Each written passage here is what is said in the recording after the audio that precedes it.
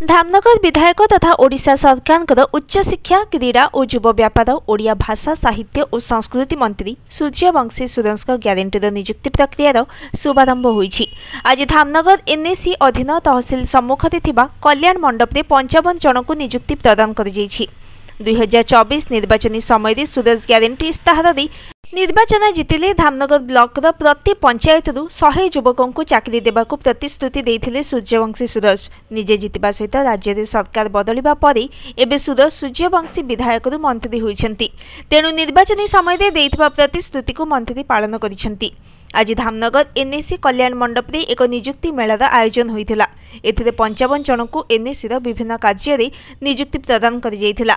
आज यह कार्यक्रम को मंत्री सहरांचल प्रतिनिधि कैलाश महापात्र नेतृत्व में एने कार्यक्रम अनुष्ठित होता। यह अवसर में नियुक्ति पाई युवक युवती माने मंत्री सूर्यवंशी सुरज और मुख्यमंत्री मोहन चरण माझी को धन्यवाद जणाइछन्ति। Bureau report news today. Kailash Mahapatra Dhamnagar शहरी मंडल दिल्ली सभापति। अच्छा कौन कहे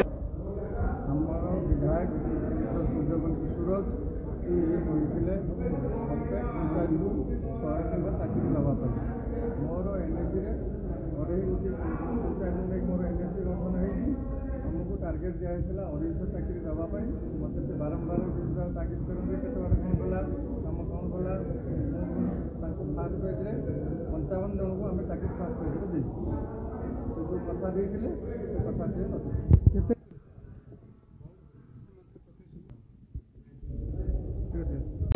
विधायक तथा सर्वप्रथम मु आम विधायक एवं मान्यवर मंत्री को अशेष अशेष धन्यवाद देवी जे आम मान से 2024 निर्वाचन में जो प्रतिश्रुति देते पूरण स्वरूप आम मान को आज धामनगर शहरी मंडल में अनेक युवक को चाकरी एवं ए प्रक्रिया जारी रहिबो। कौन करते आगरू मु संपूर्ण बेकार थी किंतु एबे मु सैनिटेशन में मुख्य सुपरवाइजर कार्यरत बहुत खुशी अच्छी हाँ एवं मु आपण को माध्यम समस्त युवक बंधु को जनइबा चाहूँगी जे सूर्यवंशी सूरज आगामी दिन में आपण मानकर दुख दुर्दशा निश्चित दूर करेंगे एवं ओडिशा राजनीति में प्रार्थना करुचु से ओडिशा राजनीति में सर्वश्रेष्ठ पदरे विराजमान होतु यही आमर कामना एवं लक्ष्य।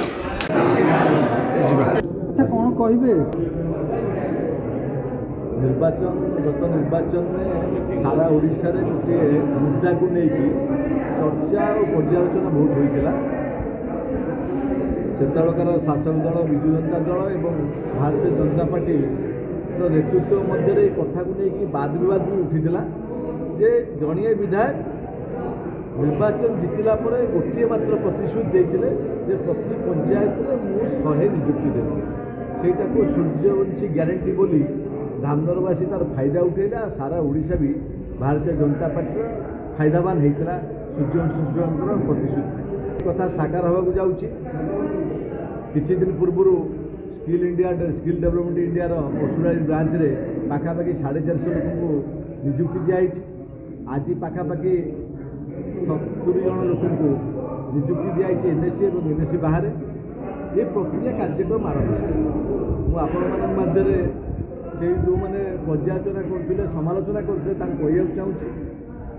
जे सरकार आसबार 6 मास पर जड़े युवक जड़े युव विधायक जड़े युव मंत्री आज ओडिशा रे नियुक्ति प्रक्रिया केते बाट जाइछि से विषय में टिप्पणी देवाक चाहूनी मु धामनगर उपर टिप्पणी देवाक चाहूँगी। धामनगर नियुक्ति प्रक्रिया बहुत जोर चली आगामी दिन में बहुत नियुक्ति हम बोली आम आशा रखीचु ये विभिन्न कंपानी विभिन्न संस्था मंत्री सहित जोगाजोग अच्छा मंत्री